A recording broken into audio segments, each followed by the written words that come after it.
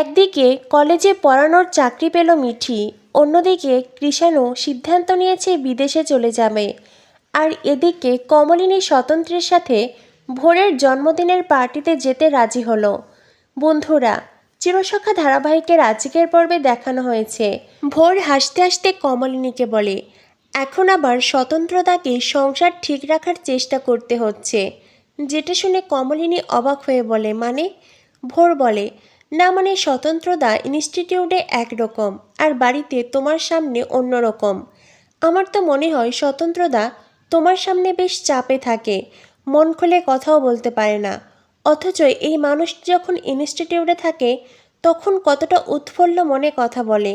এই আমি যেমন ইনস্টিটিউটে যেভাবে কথা বলি তোমাদের বাড়িতে তোমার সামনেও একইভাবে কথা বলি, যেটা স্বতন্ত্রতা পারে না।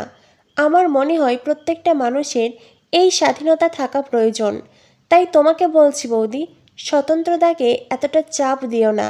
আর হ্যাঁ, কাল আমার জন্মদিন, অবশ্যই এসো। এখন তবে ফোনটা রাখছি, তোমাকে আর বিরক্ত নাইবা করলাম। এই বলে ভোর ফোন রেখে দেয়। স্বতন্ত্র কমলিনীকে বলে কি হয়েছে? কমলিনী বলে কিছু হয়নি। আসলে ভোরের কথাগুলো কমলিনীর মনকে ইফেক্ট করেছে।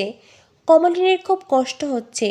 স্বতন্ত্র তার সামনে একভাবে থাকে আর ভোরের সামনে অন্যভাবে। এই বিষয়গুলো মেনে নিতে পারছে না কমলিনী। আর তাই তো কমলিনী মন খারাপ করে শুয়ে পড়ে।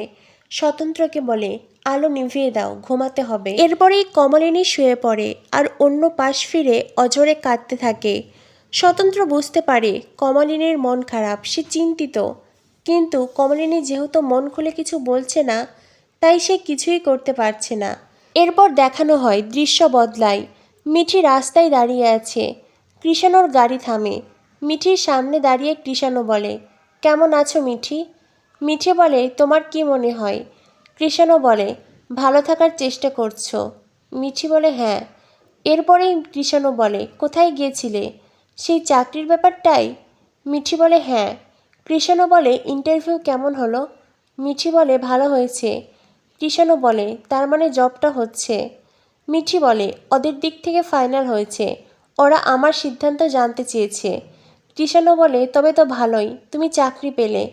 এরপরেই কৃষাণু বলে ভেবেছিলাম তোমাকে কল করব, তোমাকে কতগুলো কথা জানানোর ছিল।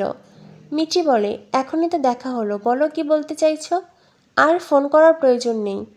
কৃষাণু বলে আমি বুঝতে পারছি তুমি আমার সাথে যোগাযোগ রাখতে চাইছো না। মিঠি আমি বিদেশে চলে যাচ্ছি। না মানে আমার তো বিদেশে যাওয়ার কথাই ছিল তোমার সাথে। তুমি যাবে কি না জানি না, হয়তোবা তুমি কিছুদিন পরেও যেতে পারো, কিংবা যাবে না, তবে আমি যাচ্ছি। তখনই মিঠি বলে কেন বলো তো? কৃষাণু বলে না মানে ধরে নাও না পালিয়ে যাচ্ছি।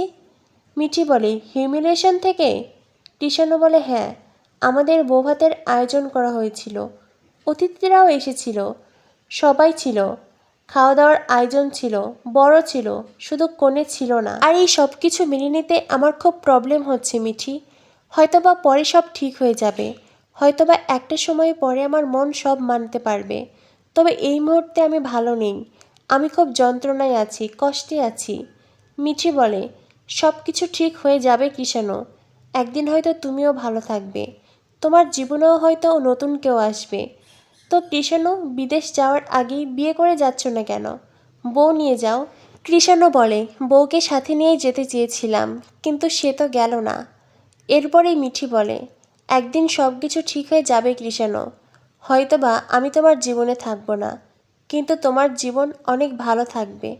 তখনই কৃষাণু বলে যাই হোক এইসব কথা ছাড়ো, চলো আমি তোমাকে তোমার বাড়িতে পৌঁছে দেই।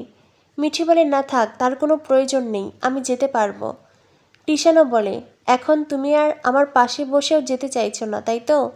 মিঠি বলে যখন আমি তোমার পাশে বসে যেতাম তখন আমি তোমার সাথে আমার জীবন কাটাতে চেয়েছিলাম কৃষাণু, এখন তো আর সেইটা নেই, তাই আমি আর তোমার পাশে যেতেও চাই না।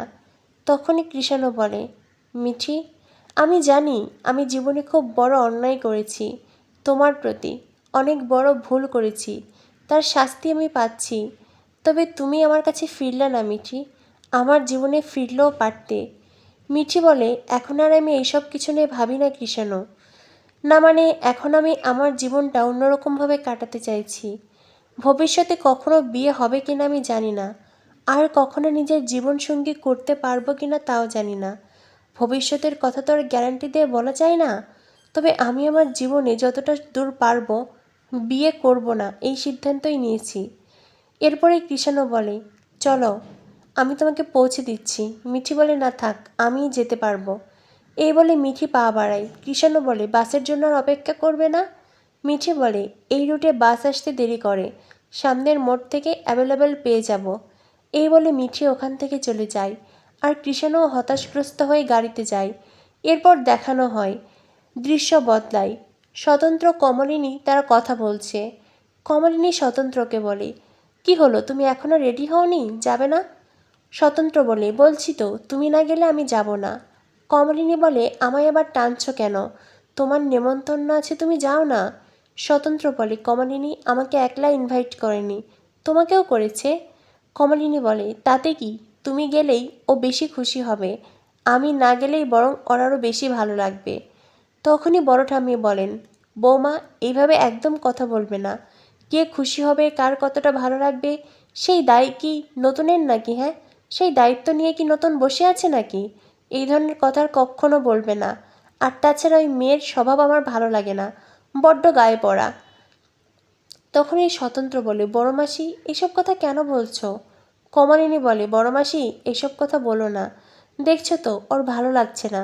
কি বলো তো, ও তো একজন অ্যাডাল্ট পারসন, তাই কে ওর গায়ে পড়া, কে ভালো কে মন্দ, এই সব কিছু ওকেই বুঝতে দাও না।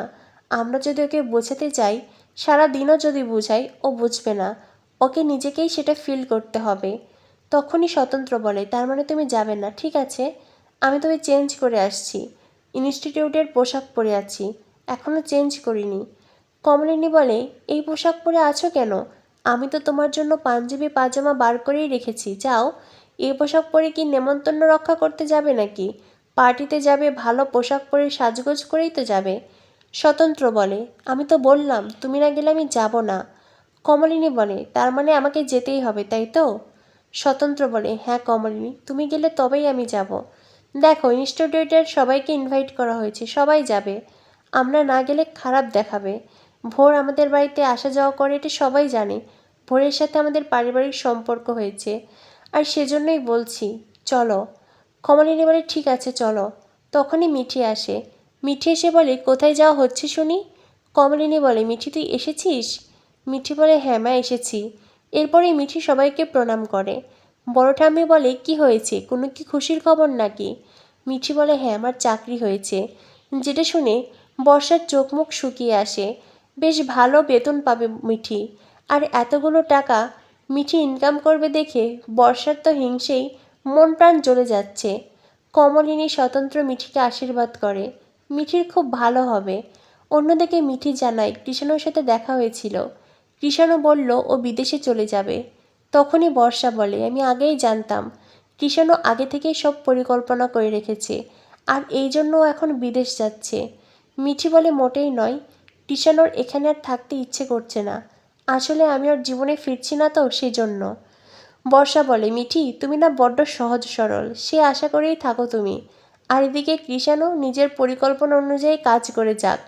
যাই হোক বাবা, তুমি তোমার জীবনে কি করবে না করবে সেটা তুমিই সিদ্ধান্ত নেবে, আমার আর কি। এরপরে বর্ষা কমলিনীকে বলে, মামুনি তুমি চা করলে আমাকে ডেকো প্লিজ। তখনই বড় ঠাম্মি বলে, না বৌমা চা করতে পারবে না, বৌমা এখন বেরোবে, পারলে তুমি চা করে আনো, আমাদেরকেও দাও। বর্ষা বলে, এখন আমি চা করতে পারবো না, রুদ্র আসুক তখন করব, এখন আমার মাথা ধরেছে। লক্ষ্মী বলে, সেই তো, এখন আর চা করবে কেন, রুদ্র এলে তবেই তো করবে, রুদ্রকে সব কিছু দেখাতে হবে না, ওকে তো দেখিয়ে দেখিয়ে করতে হবে। বর্ষা মুখ বেঁকিয়ে ওখান থেকে চলে যায়। অন্যদিকে স্বতন্ত্র বলে, কমলিনী তার মানে তুমি যাচ্ছ? কমলিনী বলে, হ্যাঁ যাচ্ছি। মিঠি বলে, কোথায় যাচ্ছ মা? কমলিনী বলে, ভোরের জন্মদিন রে, ইনভাইট করেছে। তোর নতুন কাকু তো আমাকে ছেড়ে যেতেই চাইছে না। মিঠি বলে, তবে আর কি, তোমরা যাও ঘুরে এসো, আমি বরং দুই ঠাম্মিকে চা করে দিচ্ছি। বড় ঠাম্মি বলে, এই তোমার লক্ষ্মী দিদি ভাই, এত ভালো মেয়ে তুই, দেখিস তোর জীবনে খুব ভালো হবে। এরপরে স্বতন্ত্র বলে, তবে আমি রেডি হই? কমলিনী বলে, হ্যাঁ যাও, পাজামা পাঞ্জাবি রাখা আছে। স্বতন্ত্র বেশ এক্সাইটেড হয়ে যায়, কমলিনীও যায়। মিঠি মনে মনে ভাবতে থাকে, সবাই নিজেদের জীবন নিয়ে কত ভালো আছে, সবাই এমনই ভালো থাকুক। আমি যতই গুমড়ে গুমড়ে মরি না কেন, আমি চাই আমার পরিবারের প্রত্যেকে মানুষ ভালো থাকুক। মাও জীবনে অনেক কষ্ট পেয়েছে, আর আজ নতুন কাকুকে পেয়ে মা খুশি হয়েছে। মা জীবনে সুখ খুঁজে পেয়েছে। আমার মা, নতুন কাকু, এদেরকে দেখলেও আজকাল বড্ড ভালো লাগে। তো বন্ধুরা, বুঝতেই পারছো, কমলিনী স্বতন্ত্র যাচ্ছে ভোরের জন্মদিনের পার্টিতে। নিশ্চয়ই ওখানে ভোর কোনো গণ্ডগোল করবে, আর সেই গণ্ডগোলের ফলস্বরূপ কমলিনী আঘাত পাবে, কষ্ট পাবে।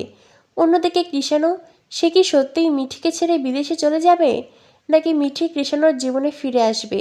কি হতে চলেছে চিরসখা ধারাবাহিকে? পরবর্তী আপডেট পেতে আমাদের সাথেই থেকো। ধন্যবাদ সবাইকে।